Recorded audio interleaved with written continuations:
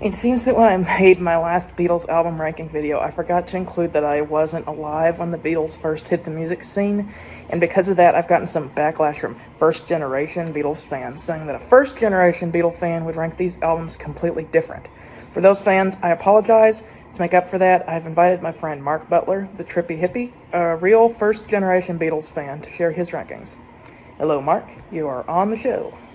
Hey, thanks for having me, and I'm gonna give you a ranking of how the real Beatles fans would rank the Beatles albums. First generation Beatles fan. So here we go. Alright, dudes and dudettes, as you heard before, my name is Mark Butler, but you can call me the Trippie Hippie, and I'm gonna be ranking the Beatles albums today like a true Beatles fan would. You see, I'm old enough to remember when the Beatles played Woodstock way back in 1972. But I don't remember anything about the show because I wasn't quite there mentally, if you get my drift. But I don't remember anything about the show. Anywho, my number 13 is going to be Sgt. Pepper's Lonely Hearts Club Band. This album was everywhere when it was released. When we first heard it, it sounded like alien music, and then when we went high, we tried listening to it again, and it sounded like crap. So, Sgt. Pepper, what does that title even mean? Then you get a little help from my friends. I need a little help from my friends to get up from the sofa to turn the album off. Then we get QC in the Pie with Diamonds. Lame. My favorite on this album is probably going to be Good Morning, because it's the only actually listenable song on this whole album. Alright, moving on. With my number 12 spot, we've got Revolver. What's with the album cover? Are the Beatles cartoons now? And the music isn't much better. To start, you've got this song Taxman, which is just another reminder that I haven't paid my taxes yet. Bummer. I keep forgetting about my taxes. Why even bring those up? Wow, bad vibes, man. Eleanor Rigby has a bunch of Mozart-type instruments on it. This is supposed to be a rock record, for crying out loud. And then you've got I'm Only Sleeping, which honestly, I'm not far off from sleeping when I hear this song.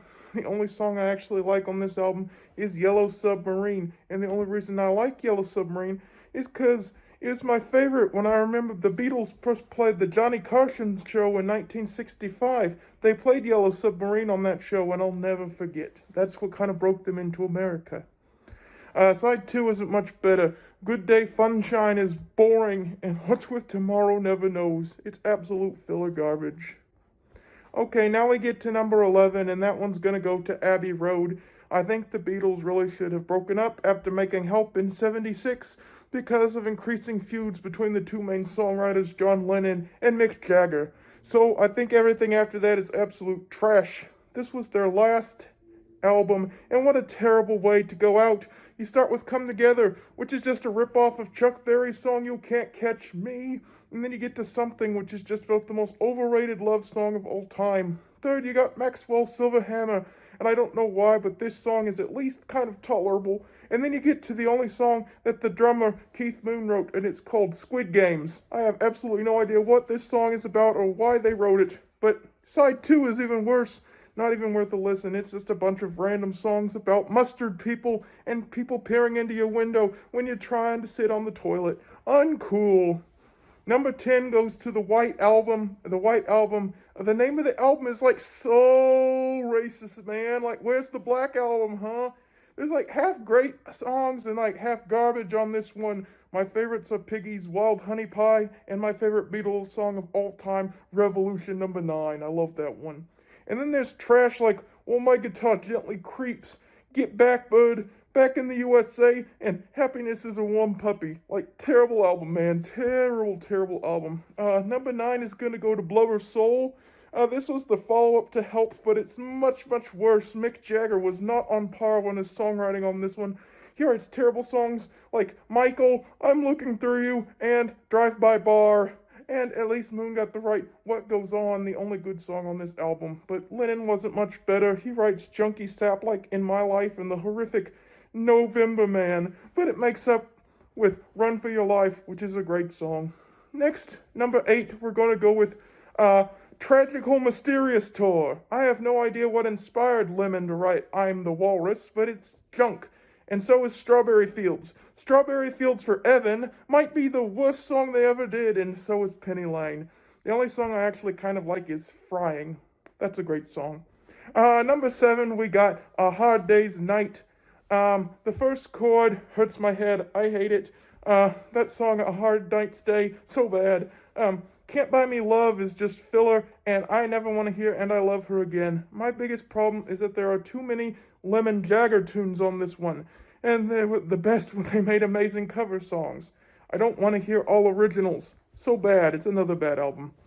Number 6 is Let It Bleed, not to be confused with Let It Be by the Rolling Stones. This album is not good either. Too much talking and being goofy. I want to hear actual songs. And that being said, Dig It is still my favorite, despite it being pretty much just talking and being goofy. But The Log and Windy Road is bad, and so is JoJo's Bizarre Adventure, which is the last track on the album. Most of this was recorded on the rooftop. Don't ask me whose rooftop, because I'm not supposed to tell you, but it actually was recorded on whose rooftop. You know, the rooftop of The Who? Another band from the 60s? Well, number 5 is going to be the last great Beatles album, Help, before they went really weird. Help is a decent song, but my favorites on this one are Dizzy Miss Lizzy, You Like Me Too Much, Act Naturally, and Tell Me What You See. I Just Lost My Face is not very good either. What was Jagger thinking? And I don't like Ticket to Ride either. That's why it's my number 5. Number 4 is the debut album, Please Please Me. It was only recorded in one day, which is really impressive for how good it is. It's got classics like Boys, Baby It's You, Chains, and my favorite, A Taste of Honey. Unfortunately, there's also some really bad songs like I Saw Her Standing There, the title track, and Love Me Do. Number 3 is going to be With the Beatles. I love most of this album. Not too big on the first 3 songs, It Won't Be Long, All I Gotta Do, and All My Loving, but after that, it gets really great with Little Child, She's Got the Devil in Her Fart, and I Want to Be Your Man, which was later covered by the Hollies, fun fact. Number 2 is going to be Yellow Submarine, which we talked about earlier, and why I love that song. It's also got the amazing Only a Southern Song and All Together Now. And my favorite is the second side with all the instrumentals. They help to calm me down. It does have some duds though, like Hey Bullfrog and All You Need Is Dope. Love. love, yes. Now for the big reveal, number 1 is going to be Beatles for Sale. Any first-generation Beatles fan knows why this is their best.